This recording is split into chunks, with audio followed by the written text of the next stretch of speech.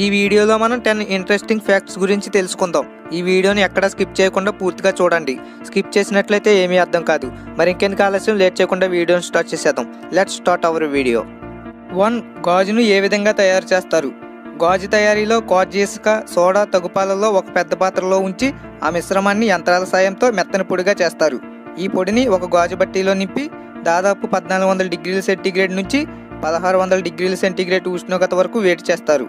ఈ ఉష్ణోగ్రత వల్ల రసాయనిక చర్య జరిగి ఆ మిశ్రమం బుడగలతో కూడిన మెత్తని జిగురు లాంటి పదార్థంగా మారుతుంది.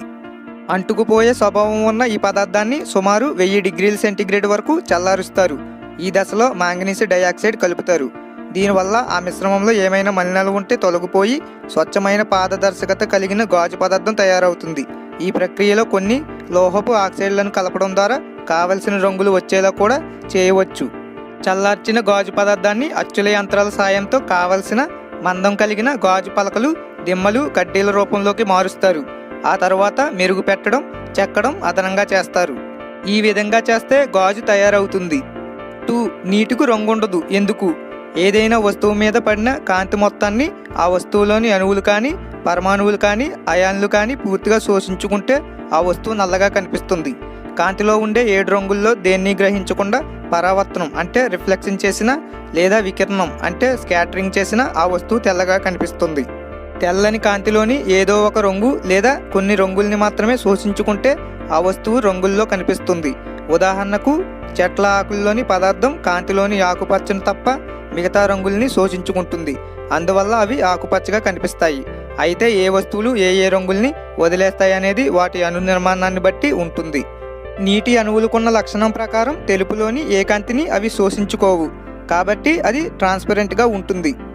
3. గోరింటాకు పెట్టుకుంటేనే చెయ్యి పండడం ఎందుకు? పచ్చగా కనిపించినంత మాత్రాన ఆకులన్నింటిలో పత్రహరితం అంటే క్లోరోఫిల్ ఒక్కటే ఉందనుకోకూడదు.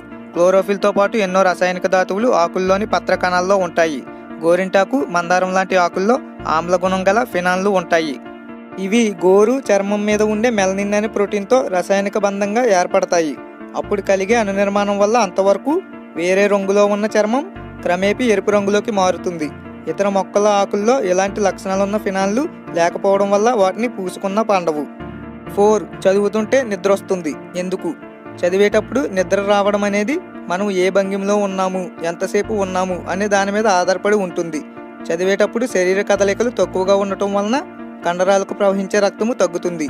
దాని మూలాన కండరాలలోని జీవకణాల్లో దహన చర్య అంటే కంబస్టన్ మందగించి లాక్టిక్ యాసిడ్ అనే ఆమ్లము తయారవుతుంది. ఈ ఆమ్లము ప్రాణవాయువైన ఆక్సిజన్ను అతిగా గ్రహిస్తుంది.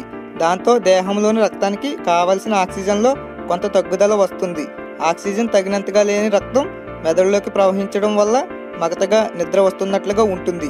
అందుకే చదివేటప్పుడు ఒకే భంగిమలో ఉండిపోకుండా అప్పుడప్పుడు అటు ఇటు కదలడం, ఒకేసారి చదవకుండా మధ్యలో కాస్త రెస్ట్ ఇవ్వడం చేస్తే నిద్ర రాదు. 5. చర్మంపై గోళ్ళతో గీస్తే తెల్లని గీతలు పడతాయి ఎందుకు? ఇలాంటి అనుభవం సాధారణంగా చలికాలంలో గమనిస్తారు. ఎండాకాలం ఇలాంటి అనుభవం దాదాపు రాదనే చెప్పవచ్చు. చలికాలం బయట ఉష్ణోగ్రత శరీర ఉష్ణోగ్రత కన్నా చాలా తక్కువగా ఉంటుంది. కాబట్టి శరీరం నుంచి పదే పదే ఉష్ణం బయట వైపునకు వెళితే మన శరీర ఉష్ణోగ్రత పడిపోయే ప్రమాదం ఉంది. అందువల్ల శరీరంలో ఉష్ణోగ్రతను నియంత్రించే యంత్రాంగం చర్మం పై పొరల్లో రక్త ప్రసరణను తగ్గిస్తుంది. చెమట ఏమాత్రం రాదు. చర్మం పై పొర చాలా పొడిగా ఉంటుంది. చర్మంపై ఉన్న ఎపిథీలియా అనే పలుచని పొర దాదాపు ఎండిపోయిన పొరలాగే ఉంటుంది. ఇలాంటి స్థితిలో చర్మాన్ని గోళ్ళతో గీకినట్లయితే ఈ ఎపిథీలియా పొర చిందరవందగా చిరిగిపోయి చిన్న చిన్న ముక్కలుగా చర్మంపై పేరుకుంటుంది. ఈ చిన్న ముక్కల వల్ల చర్మంపై పడ్డ కాంతి అన్ని వైపులకు పరిక్షేపణం చెందుతుంది. పరిక్షేపణ పొందిన కాంతి వల్లనే ఆ ప్రాంతంలో తెలుపు రంగు కనిపిస్తుంది. 6. చలికాలంలో బ్యాటరీలు సరిగ్గా పనిచేయవు ఎందుకని? బ్యాటరీలో ఉండే 2 లోహపు పలకల మధ్య రసాయనిక చర్యల ద్వారా ఎలక్ట్రాన్లు ప్రవహించే తీరును బట్టి అది ఉత్పత్తి చేసే విద్యుత్ సామర్థ్యం ఆధారపడి ఉంటుంది. సాధారణంగా బ్యాటరీల్లో జింకు, రాగి లోహపు పలకలను వాడతారు. వీటిని ఎలక్ట్రాన్లు సులువుగా ప్రవహించే ద్రవంలో ఉంచుతారు. వీటి మధ్య జరిగే రసాయనిక చర్యల ఫలితంగా ఎలక్ట్రాన్ల ప్రవాహం మొదలై ఎక్కువ మోతాదులో రాగి పలకలపైకి చేరుకుంటాయి. ఇవే బ్యాటరీని అనుసంధానం చేసిన విద్యుత్ వలయంలో కూడా ప్రవహిస్తాయి. చలికాలంలో, వర్షాకాలంలో వాతావరణంలో ఉండే చల్లదనం వల్ల ఉష్ణోగ్రత తగ్గి రసాయనిక చర్య వేగం మందగించడంతో బ్యాటరీల్లో ఎలక్ట్రాన్ల ప్రవాహం తక్కువగా ఉంటుంది. ఆ పరిస్థితుల్లో వాటిని కొంచెం వేడి చేస్తే పరిస్థితి మెరుగుపడుతుంది. చలికాలంలో మోటార్ వాహనాలు వెంటనే స్టార్ట్ కావడానికి కూడా ఇదే కారణం. 7. చలికాలంలో కొబ్బరి నూనె గడ్డకడుతుంది. ఎందుకు? ఇళ్లల్లో పలు రకాల నూనెలు వాడుతుంటాం. వీటిలో ముఖ్యమైనది తల మీద రాసుకునే కొబ్బరి నూనె, వంటలకు ఉపయోగించే శనగ నూనె. వీటిలో కొబ్బరి నూనె చలికాలంలో గడ్డకడుతుంది. కారణము ఆయా నూనెల్లో ఉండే కొవ్వు ఆమ్లాలు.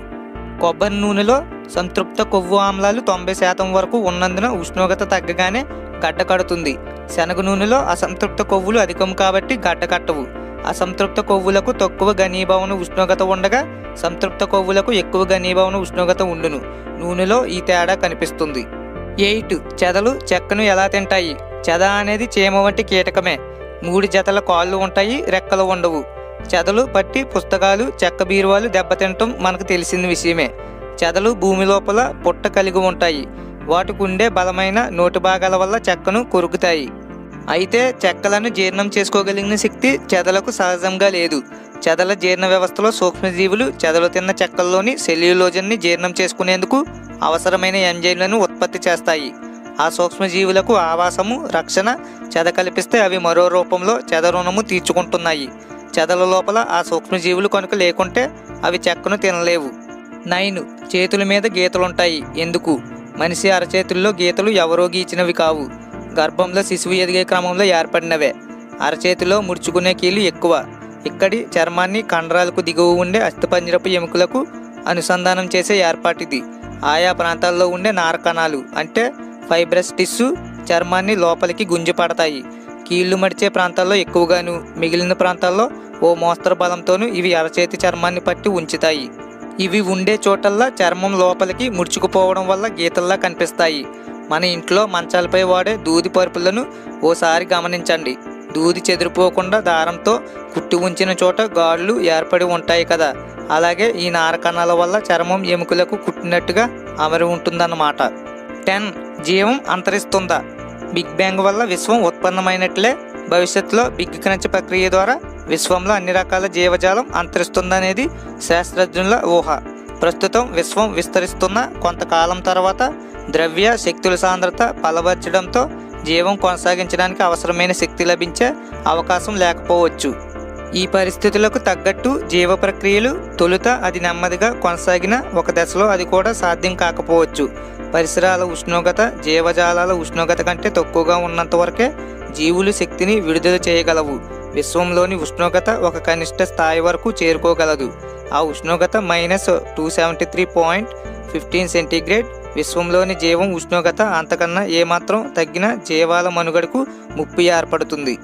శీతాకాలంలో ఉష్ణోగ్రతలు ఏమాత్రం తగ్గిన జీవులన్నిటితో పాటు మనము అసౌకర్యానికి, అనారోగ్యానికి గురవుతామనేది తెలిసిందే కదా. ఈ వీడియో మీకు నచ్చిందనే అనుకుంటున్నాను. నచ్చినట్లయితే లైక్ అండ్ షేర్ చేయండి. ఈ వీడియో కనుక మీకు నచ్చినట్లయితే కామెంట్ సెక్షన్లో కూడా తెలియజేయండి. ఇలాంటి మరిన్ని వీడియోస్ కోసం నా ఛానల్ని సబ్స్క్రైబ్ చేసుకోండి. నేను పెట్టిన వీడియో మీకు వెంటనే నోటిఫికేషన్ రూపంలో రావాలంటే సబ్స్క్రైబ్ పక్కనే ఉన్న బెల్ ఐకాన్ని క్లిక్ చేయండి. సబ్స్క్రైబ్ చేయడం మాత్రం మర్చిపోకండి. Please do subscribe.